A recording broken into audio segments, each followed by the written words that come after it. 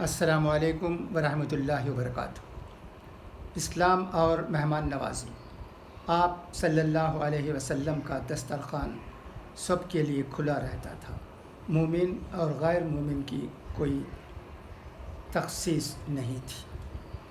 مولانا ارشد مدنی صاحب فرماتے ہیں، اسلام کے مزاج میں اخوت و ہمدردی ہے اور ساری دنیا کے لیے پیغام محبت ہے۔ چنانچہ اس کے تعلیمات میں سے ایک اہم اور مثالی تعلیم یہ ہے کہ وہ اپنے ماننے والوں کو تمام انسانوں کے ساتھ حسن اخلاق، پیار و محبت، خاطر و مدارات، انسانی ہمدردی، ایک دوسرے کی خبر گیری، ان کی مہمان نوازی اور خود ان کی دعوت قبول کرنے کی تاکید کرتا ہے۔ مال خرچ کرنے اور ہر ایک کے ساتھ ایثار کی ترغیب دیتا ہے۔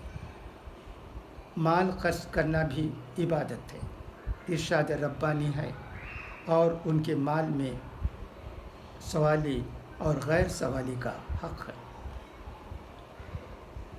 سائل سے مراد وہ غریب حاجت مند ہے جو اپنی حاجت لوگوں کے سامنے ظاہر کر دیتا ہے اور لوگ اس کی مدد کرتے ہیں، اور محروم سے مراد وہ شخص ہے جو فقیر و مفلس اور حاجت مند ہونے کے باوجود شرافت نفس کے سبب اپنی حاجت کسی پر ظاہر نہیں کرتا، اس لیے لوگوں کی امداد سے محروم رہتا ہے۔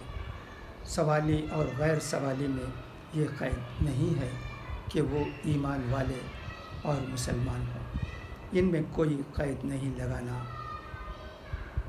یہ بتاتا ہے کہ مانگنے والے اور محتاج کا کوئی بھی دھرم ہو، اس کی مدد کی جائے گی۔ یہ اللہ کا حکم ہے اور مطلقاً ہر محتاج غریب کی امداد کرنا جنتی ہونے کی نشانی ہے۔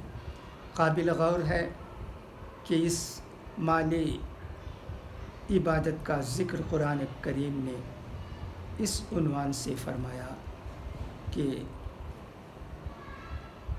یہ لوگ جن فقراء مساکین پر خرچ کرتے ہیں ان پر کوئی احسان نہیں ہوگا، بلکہ خدا کے دیے ہوئے مال میں ان کا بھی حق ہے، اور حقدار کا حق ان کو پہنچا دینا کوئی احسان نہیں ہوا کرتا، بلکہ ایک حق اور ذمہ داری سے سبکدوشی ہوتی ہے۔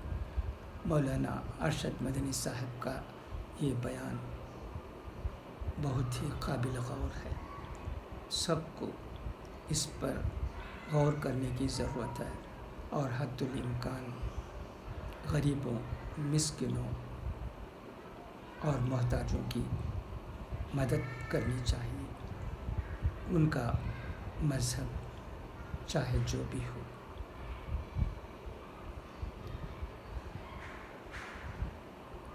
خدا حافظ، فی امان اللہ۔